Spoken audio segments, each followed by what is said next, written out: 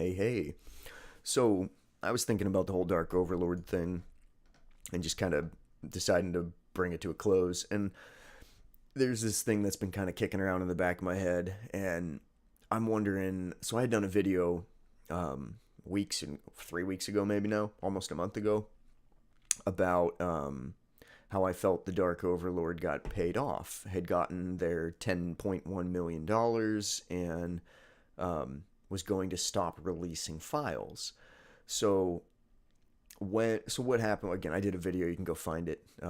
If I was if I was a little more on top of it, I'd put the link in the description. Probably won't. You'll have to go find it. But the gist of it is this: the Dark Overlord drops stuff on the key for layer one. People start looking at it. People go, "Oh, these things kind of look real," and then $10.1 million dollars is pulled off of a exchange, a Bitcoin exchange, and put into a private wallet.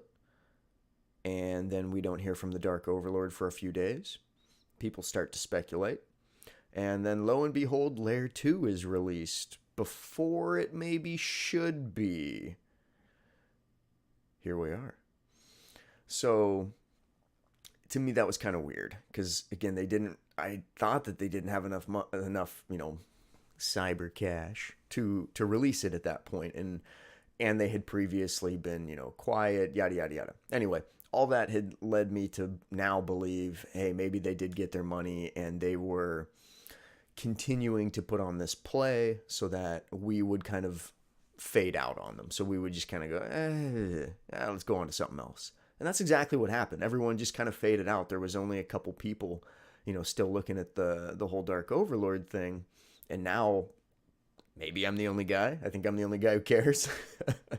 It's not a terrible thing, but it is what it is. So, but going back and looking at some of these other leaks that they had, like the Cayman Papers, Advantage Life's a pretty big bank. FRS is a company. I know FRS kind of well. I used to work with triathletes and long distance athletes, marathon runners and such. So FRS made some products that a few of them had used. But so some of the things in here that were kind of interesting though were a few of the some of these comments. Like this guy's comment right here was kind of interesting. He says, other links you can use in case Steemit starts to censor. A couple days later, Steemit censors him, and this guy goes, wow, you called that. It's like, wait a minute. So interesting. None of them mentioned Partico, obviously, but this guy's using Partico.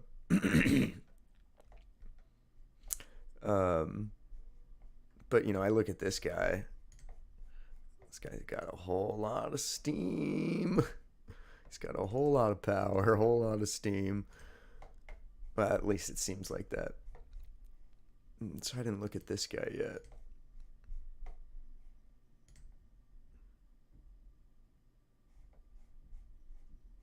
Not a whole lot either, but still.